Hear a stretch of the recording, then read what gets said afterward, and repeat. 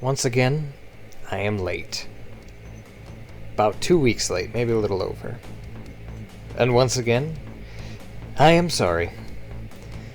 Of course, I think I have a little bit of an excuse this time. We're coming out of the whole Thanksgiving season. Understandably, there was a bit of distraction in there, quite a bit in my case.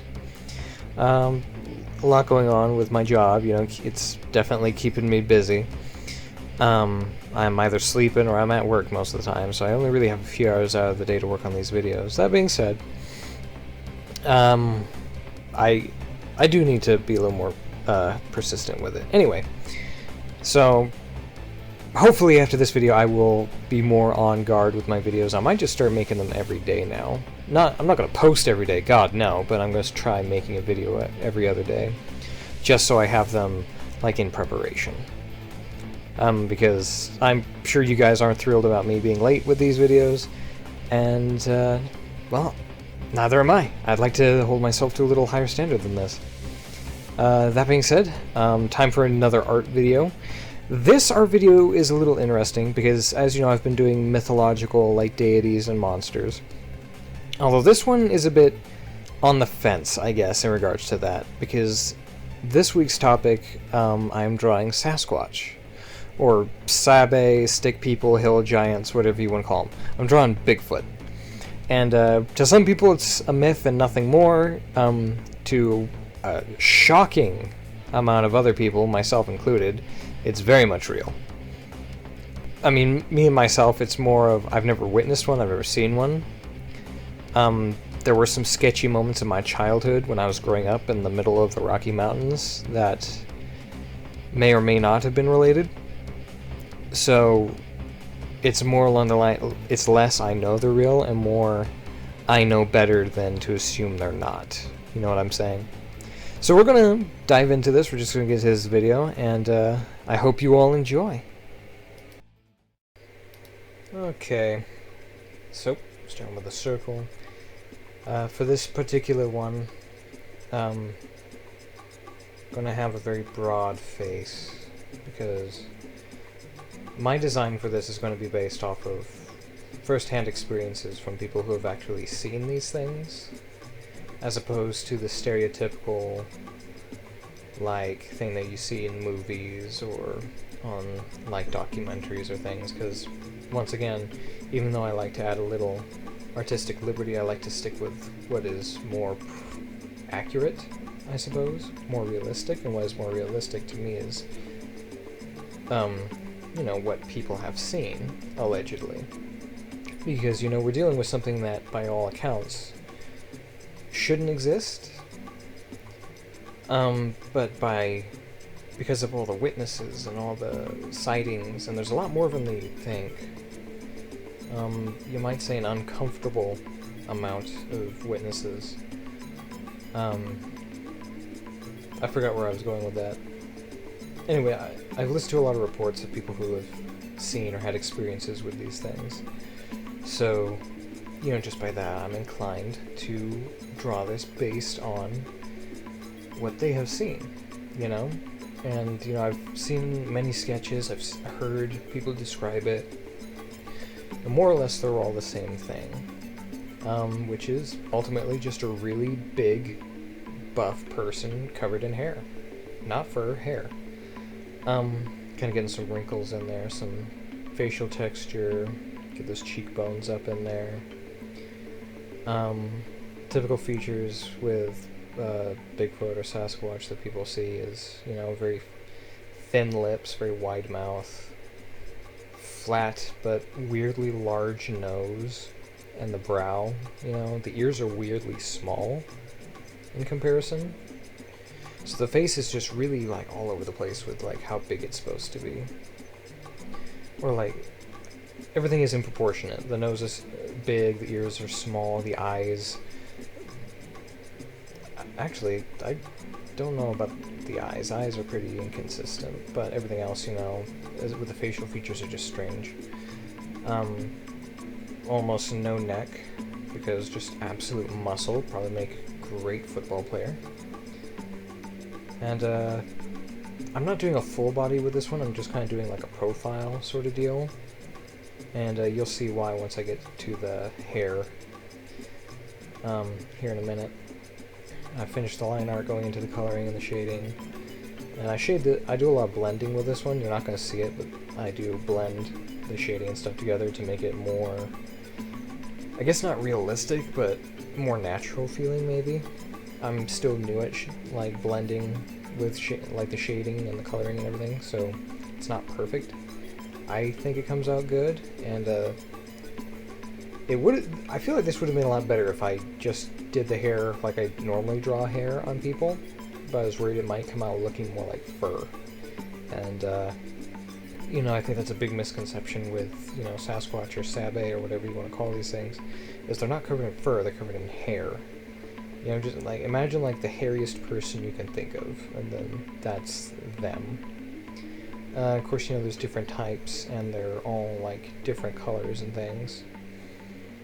Different hair, and the hair grows differently, and they all have different facial features, so I'm just going with like the most standard like thing that witnesses see. And now you understand what I was talking about the hair. I went with one of my paintbrushes, and I never use them. You know, despite being a pretty standard feature on MS Paint, I never use the brushes. And from up close, I thought, well, this actually looks pretty good. You know, it actually looks like hair. It's a little patchy. It's not quite filling in all the way. But then again, a lot of the people, when they see these things, the hair is real scraggly and matted and gross looking anyway. You know, it's not very well kempt. So I figured, well, you know, maybe that's a good thing. Maybe it'll look more natural this way. It'll look right. And I couldn't have been more wrong in my, or at least in my personal opinion. Because by the end of this, it just looks terrible, I think. It just looks like a really hairy person, and by all accounts, that's all they really are. You know, I mean, I know that there's people out there who say, oh, well, they're obviously a missing link between, like, apes and humans. Well, no. Based on witness reports, couldn't be farther from the truth. Do I believe there's some kind of primate? Sure, but only in the same sense that, like, we as humans are, you know? I mean, we're technically primates, but we're not monkeys, we're not apes. We're in the same, like, family of animal, but we're not, you know, those things. Like, we couldn't breed with them or anything. And me personally, I think Sasquatch, or I call them hill giants, because that's all they are to me. They're just giants. They're very, very hairy. And I've seen some hairy people. You know, I've known a lot of people who grow hair in the weirdest places and grow a lot of it. So it's really not that strange to me.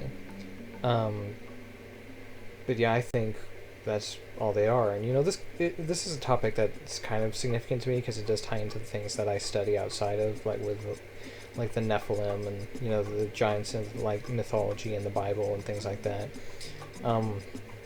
Ultimately, there's not too many connections though that I found yet between, you know, Sasquatch and like Nephilim.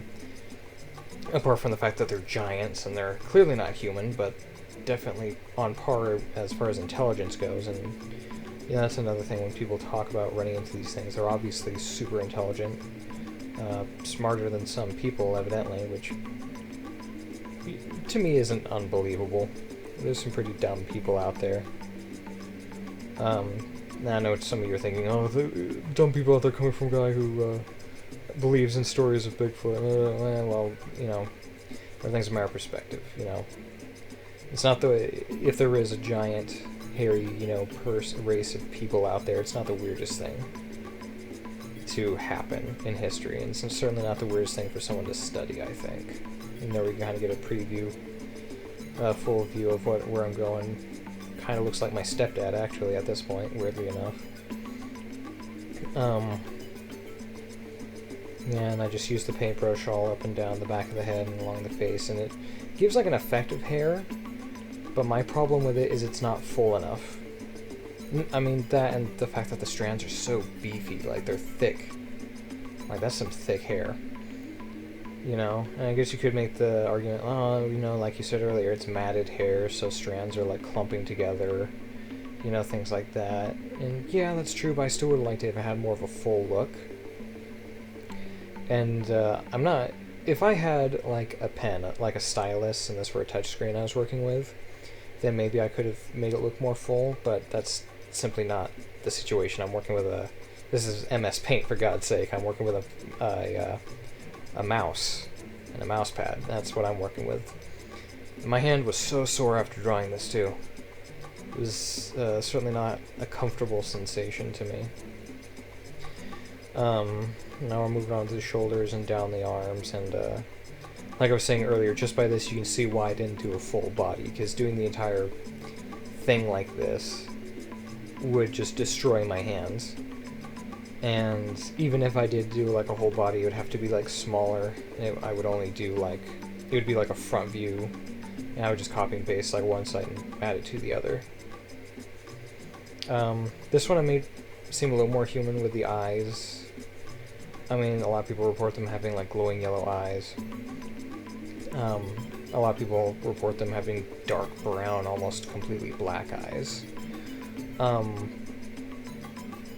But I just kind of went more with like the very vibrant, like kind of human but not really sort of perspective. And I got some darker hair going up the crown here. Probably could have done that in some other places, but again, just a lot of effort for something that I'm not super happy with how it came out. The eyebrows look fine, and I guess the beard and everything looks fine, but it's just the rest of the hair doesn't look right to me. And I might do an alternate variant, where I do the hair the regular way. We'll see, because as for tonight, my hand is done. After this, I'm done drawing. And we're getting pretty close to there, just touching it up around the chest, and there's the full thing. There's your Bigfoot. And that is that. Another successful, well, mostly successful art video. I may post on my DeviantArt an alternate version where I do the hair a normal way, because I still have like the base and the colors without, like, before I add the hair. So I might do that to see how it looks, see if it's better that way. If not, I'll just keep it the way it is. We'll see. I mean, I'm probably going to post both, but we'll see which is better. I'll let you all decide that, those of you who actually go on my DeviantArt anyway. And I might post it here on YouTube as well. I might make a post of that. Never done that before, but I might make the exception this time. Anyway, if you enjoyed this video and you want to see more like it, go ahead and like if you feel so inclined. I'd appreciate that. And if you have ideas or a request, if there's something you want to see me draw, go ahead and comment down below or contact me personally, and I'll look into it, because I have nothing better to do. If you're looking for other content, if I'm going to try doing some more of the meme videos that I used to. If you're interested in that, you feel free to share ideas, or comment down below if you would like to see more of that. If what I do here, i.e. my art videos primarily and the occasional rant, if that doesn't interest you, I have recently started a gaming channel. Appropriately named after my Xbox profile, the Rouge Arbiter. Yes, so you can follow me as I very poorly play video games. Maybe that'll be interesting to you. Maybe it'll be absolutely boring. If nothing else, it's something good to, just sit in the background and enjoy. Or if you're looking to see if there's a game you're interested in and you want to see how it plays out, I will take one for the team. I'll show you how it is, and if you want to play it yourself, go ahead. If nothing else, use me as an example of whether something is worth your time and money or not. Yeah.